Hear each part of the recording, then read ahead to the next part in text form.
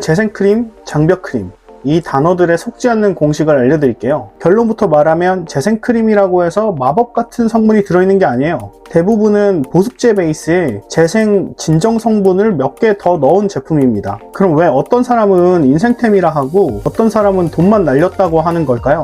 이유는 단순해요. 제품이 나쁜 게 아니라 내 피부 상황이 다른데 같은 걸 쓰기 때문이에요. 오늘 영상은 추천 영상이 아니고 구매를 덜 하게 만드는 영상입니다. 재생 장벽 크림은 이름이 아니라 내 피부가 뭘 원하는지 그것부터 정하면 제품 고르기가 갑자기 쉬워집니다. 먼저 피부 상황을 4가지로 분류를 해볼게요.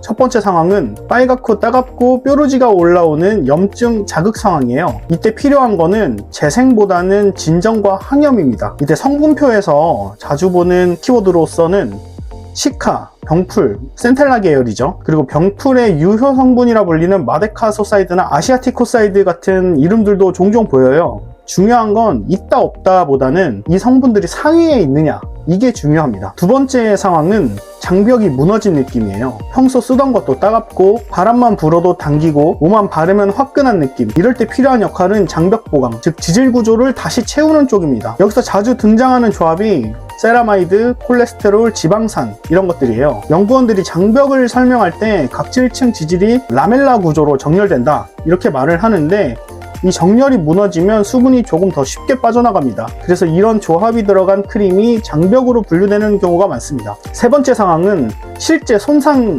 상황이에요. 압출 자국, 긁힌 자국, 시술 후처럼 피부가 다쳤다라고 느낄 때예요. 이때 필요한 역할은 장벽 일반 보강보다 회복 보조 쪽이고 자주 언급되는 성분이 판테놀, 덱스판테놀 같은 계열입니다. 네 번째 상황은 극건조입니다. 바르고 한두 시간만 지나면 또 사막처럼 땡기고 각질이 들뜨고 피부가 계속 조이는 느낌. 이때 필요한 역할은 수분 공급만이 아니라 증발을 막는 막이에요. 장벽이죠. 여기서 오늘의 핵심 장벽 크림이 어려운 이유가 나옵니다. 장벽 크림은 보통 막을 만들어 수분 손실을 줄이는 방향인데, 이 막이 내 피부에 과하면 답답함, 번들거림, 그리고 뾰루지까지 나타나는 현상이 올 수 있어요. 저는 장벽 재생크림을 고를 때 막 강도를 레벨로 봅니다. 레벨이 올라갈수록 보호는 강해지지만 지성, 여드름성 피부에는 부담이 될 확률도 올라갑니다. 레벨 1은 젤이나 로션처럼 가벼운 편, 레벨 2는 크림인데 흡수가 빠른 편, 레벨 3은 보호막 느낌이 뚜렷한 편, 레벨 4는 밤이나 연고처럼 아예 막을 치는 타입이에요.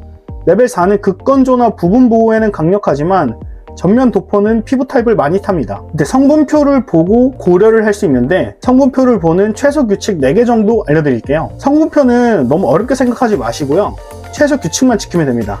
첫째, 상위 5개에서 10개 성분이 그 제품의 성격을 결정한다. 뒤쪽은 보존제, 방부제죠. 향료, 그 다음 소량 추출물, 이렇게 컨셉 원료라 불리는 것들이 많이 들어가 있습니다. 둘째, 함량이 공개되어 있으면 그게 제일 좋고, 공개가 없으면 배열 순서로 비중을 추정합니다. 일반적으로 1% 이상 성분은 높은 비중 순서로 적히는 경우가 많고, 1% 미만부터는 순서가 섞여서 나열이 됩니다. 그래서 정확한 함량이 아니라 대략의 무게중심을 찾는 겁니다. 셋째, 좋은 성분이 있다 보다 더 중요한 건 어떤 역할이 중심이냐입니다. 예를 들어 세라마이드가 있어도 상위에 오일, 버터, 바세린유 이런 게 먼저 깔려 있으면 그 제품은 장벽 지질 보강이라기보다 더 강한 막 보호에 더 가까울 수 있습니다. 넷째, 민감한 분들은 향료나 에센셜 오일처럼 알러젠 후보를 체크하는 게 좋아요. 제품을 여러 개 레이어링 할수록 이런 후보가 누적될 수 있어요. 성분이 많을수록 고급이 아니라 피부가 예민할수록 변수가 적은 게 유리할 때가 많습니다. 그 다음으로는 사람들이 제일 많이 실수하는 3가지 경우에 대해서 말씀드릴게요. 첫 번째 실패는 좋은 성분이 들어갔다고 두껍게 바르는 것이에요.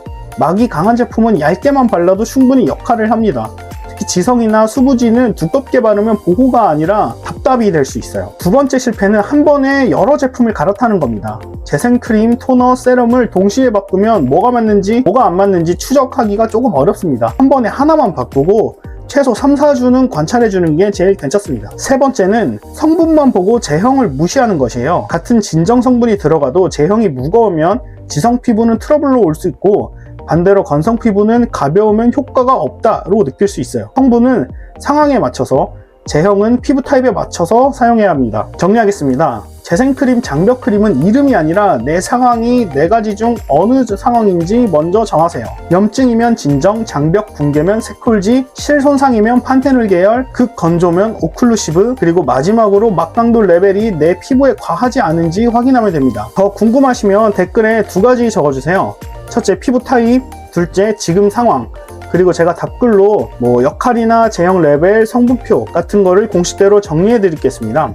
이 영상이 괜찮으셨으면 다음 편에서는 실제품 리뷰나 실제품 추천도 해볼 생각이고요. 성분표를 보다 쉽게 보고 구분하는 거, 이런 것까지 안내해 드리겠습니다. 구독해 주시면 돈을 좀 덜 쓰고도 피부가 편해지는 쪽으로 정확히 제대로 안내해 드리겠습니다. 감사합니다.